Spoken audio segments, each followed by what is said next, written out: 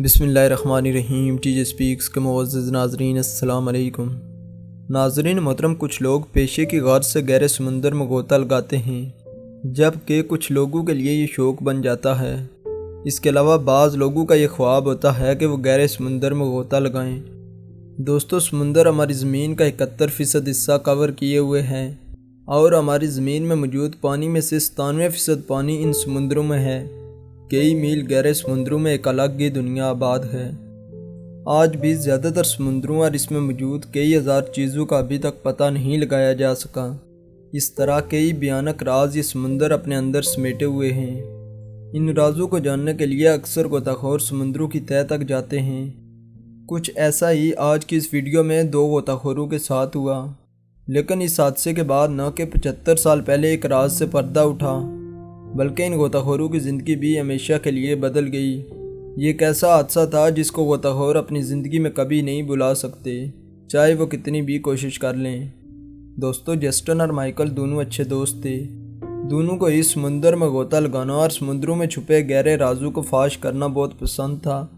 اس کے علاوہ نئی نئی چیزوں کی کھوج لگانا ان کو چین سے بیٹھنے نہیں دیتا تھا۔ جسٹن ہمیشہ سے ہی سمندر کے ان جگہوں کی کھوج کرتے تھے جہاں پہلے کوئی نہ گیا ہو۔ ان کی یہی جستجو مارچ 2019 میں جاپان کے سمندر میں لے آئی، جو کہ بالکل سنسان تھا۔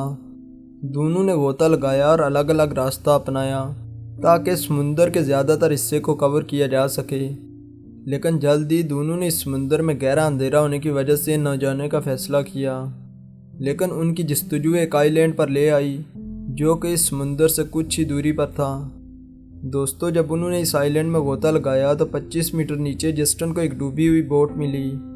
اس کشتی کو دیکھ کر جسٹن نے اشارے سے مائیکل کو اپنے پاس بلایا، تو دونوں نے جا کر دیکھا کہ وہ ایک US فائٹر پلین جیٹ تھا۔ جسٹن اور مائیکل فوراً اس پلین کی ویڈیوز اور فوٹوز بنانے لگے، لیکن اسی دوران ان کو محسوس ہوا کہ شاید پلین کے اندر بھی کچھ ہے۔ کئی سالوں سے سمندر کی تہہ پر پڑے رہنے کی وجہ سے اس پلین میں کائی جم چکی تھی، جس سے کچھ بھی صاف نظر نہیں آ رہا تھا۔ جسٹن نے پاس جا کر پلین کا دروازہ کھولنے کا ارادہ کیا، اور خوش قسمتی سے دروازہ آسانی سے کھل بھی گیا۔ دروازے کے کھلتے ہی انہیں جو اندر دکھائی دیا وہ بے حد ڈرانے والا تھا۔ دوستو، اندر ایک پتلا تھا جو شاید اس پلین کا پائلٹ تھا اور سیٹ بیلٹ سے باندھا ہوا تھا۔ جسٹن نے ڈرنے کے بجائے اس لوکیشن کی کچھ ویڈیوز اور فوٹوز بنائے تاکہ اس ٹوٹے ہوئے پلین کی دوبارہ آ کر اچھے سے جانچ پڑتال کی جا سکے۔ دونوں سمندر سے باہر آئے اور اس کے بارے میں لوگوں کو آگاہ کیا۔ ناظرین، آگے کی انویسٹیگیشن میں جو سامنے آیا وہ سچ میں حیران کر دینے والا تھا۔ دراصل وہ US کا فائٹر بمبر پلین تھا، جو کہ 75 سال پہلے 1945 کو سیکنڈ ورلڈ وار کے دوران جاپان پر حملے کے لیے استعمال کیا گیا تھا۔ اس پلین کا پائلٹ سیکنڈ لیفٹیننٹ جان میگراتھ تھا، جو کہ اس وقت سے لے کر آج تک لاپتہ تھا۔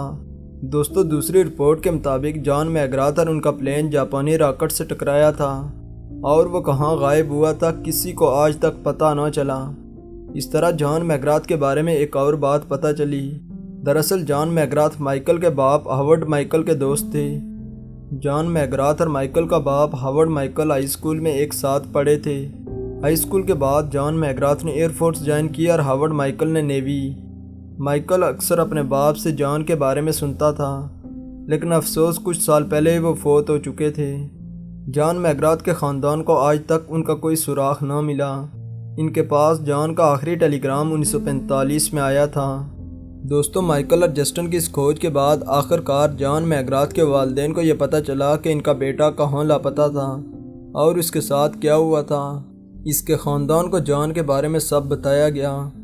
جان میگراتھ ان 73,000 لوگوں میں سے تھے جو کافی عرصے سے لاپتہ ہیں، اور ان کے خاندان آج بھی یہ امید لگا کر بیٹھے ہوئے تھے کہ شاید کبھی بھی ان کا بیٹا واپس آ جائے گا۔ آج بھی یہ سوچ کر پریشان رہتے کہ آخر اپنوں کے ساتھ کیا ہوا ہے۔ تو دوستو، ان ماہرین کی ایک چھوٹی سی ٹیم نے ایک بہت بڑی گتھی کو سلجھایا۔ شاید آپ میں سے بھی کسی کا اپنا گم ہو جائے تو ایسے ہی دکھ ہوتا ہے۔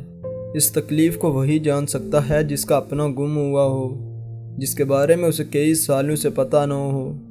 تو دوستو، آپ کو یہ ویڈیو کیسی لگی اس کا جواب کمنٹ میں ضرور دیں، اور اس پر روایت نئے آنے والے ناظرین سے گزارش ہے کہ ہمارے اس چینل کو سبسکرائب کریں اور ساتھ گھنٹی کے نشان کو بھی دبائیں تاکہ ہر نئی آنے والی ویڈیو کا نوٹیفیکیشن تسلسل اور تواتر کے ساتھ اب تک پہنچتا رہے۔